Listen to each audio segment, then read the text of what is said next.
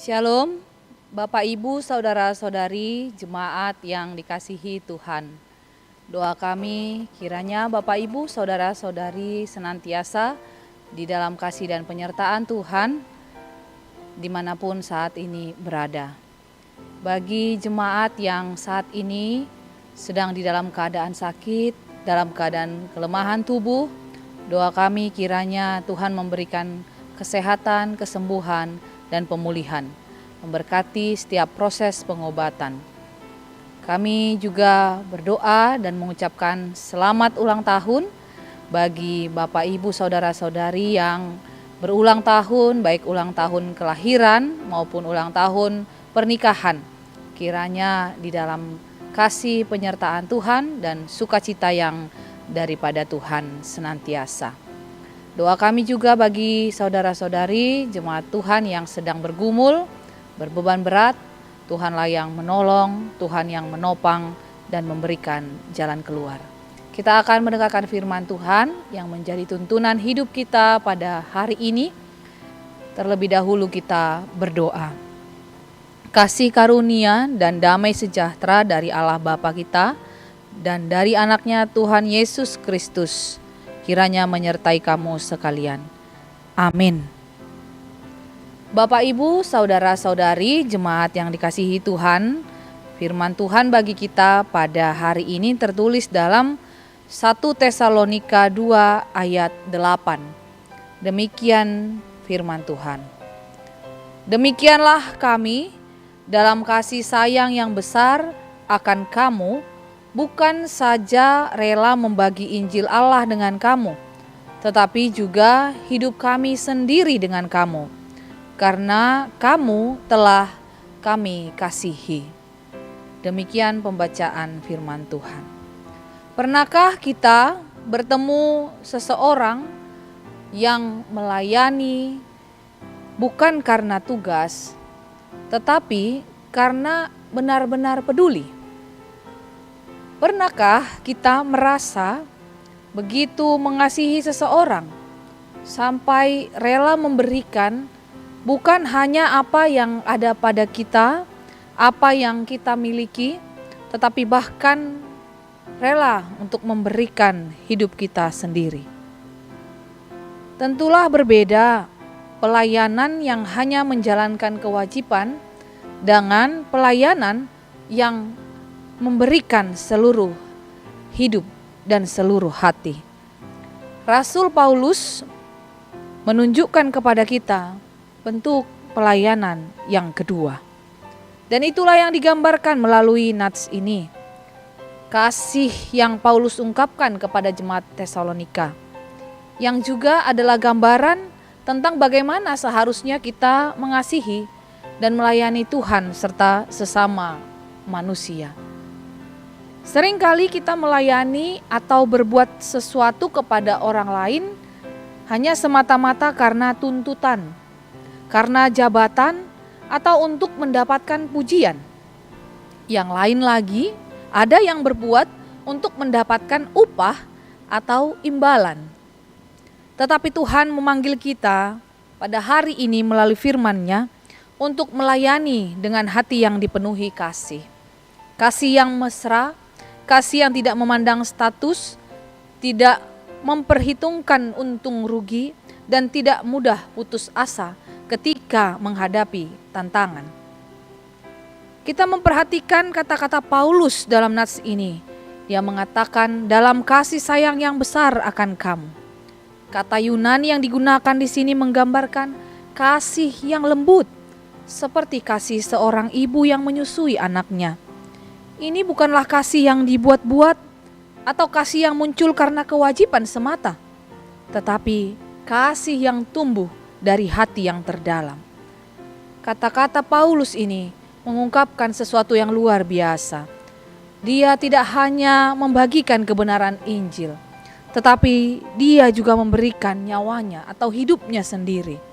Ini layaknya seorang ibu yang tidak hanya memberikan makanan kepada anaknya, tetapi juga memberikan kehangatan pelukan, perhatian, dan pengorbanan tanpa hitung-hitungan. Bapak, Ibu, Saudara-saudari jemaat yang dikasihi Tuhan, dalam dunia yang semakin individual dan transaksional, ayat ini menantang kita.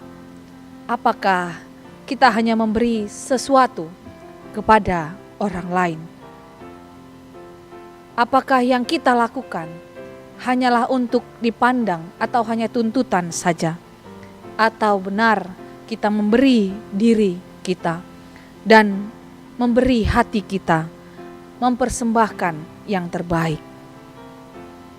Paulus berkata, ia rela memberikan bukan saja Injil Allah, tetapi juga hidupnya.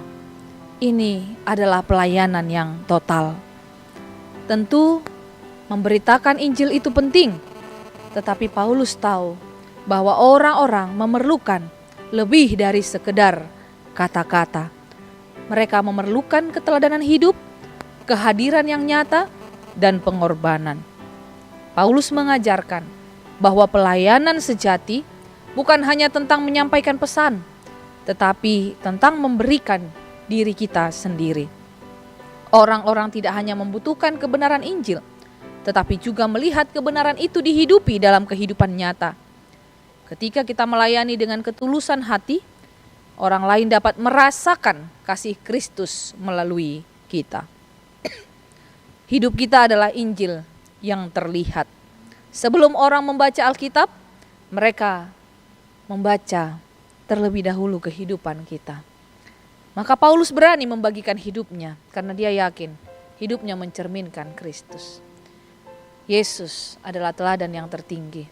Dia tidak hanya mengajarkan tentang kasih, dia tidak hanya berkata-kata tentang kasih, tetapi ia memberikan dan membuktikan kasih itu lewat memberikan nyawanya di kayu salib. Yesus melayani. Ia bersama-sama dengan mereka yang menangis, memberikan waktunya bagi mereka yang diabaikan. Sebab itu, mari kita bersama-sama menunjukkan kasih yang tulus dan pelayanan yang nyata dalam hidup kita. Bukan sekedar kata-kata, bukan pula hanya tuntutan ataupun pencitraan. Bagi orang tua, mari kita bukan hanya menyediakan kebutuhan materi anak-anak, tetapi hadir dalam kehidupan mereka, menjadi penopang, pendoa, teladan bagi anak-anak, bagi pekerja, bagi pelayan, bagi karyawan. Mari kita bukan hanya menyelesaikan tugas, tetapi membangun hubungan yang bermakna dengan sesama kita.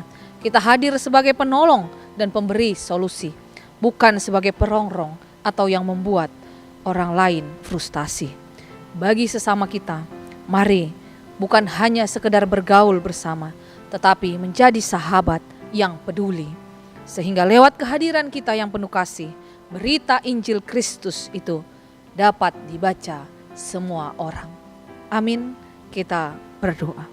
Terima kasih Tuhan untuk berkat penyertaan-Mu bagi kehidupan kami. Bahkan untuk firman-Mu yang senantiasa menyapa kami, memberi kekuatan dan keteguhan hati bagi kami. Kami tahu Tuhan, kehidupan kami ini adalah yang Tuhan pakai untuk menjadi berkat bagi sesama kami. Maka biarlah kami boleh menunjukkan kasih yang daripada Tuhan, sebab Tuhan telah terlebih dahulu mengasihi kami. Biarlah kiranya kami menyatakan Injil-Mu Tuhan lewat kehidupan kami, sehingga setiap orang yang melihat boleh menyaksikan kebaikan dan kemurahan Tuhan. Terima kasih Tuhan, berkati kami sepanjang hari ini dalam setiap kegiatan kami, aktivitas kami. Berkati Tuhan orang-orang yang kami kasihi dimanapun mereka berada. Saudara-saudara kami yang saat ini dalam kelemahan tubuh, dalam keadaan sakit, Tuhan sembuhkan, Tuhan pulihkan. Yang sedang dalam pergumulan yang berat, Tuhan menolong, memberikan jalan keluar. Yang bersuka cita oleh karena ulang tahun kelahiran maupun ulang tahun pernikahan, Tuhan tambahkan sukacita, damai sejahtera di tengah-tengah kehidupan seluruh jemaat-Mu. Inilah kami Tuhan, ampuni segala dosa kami. Dalam Kristus Yesus kami berdoa. Amin.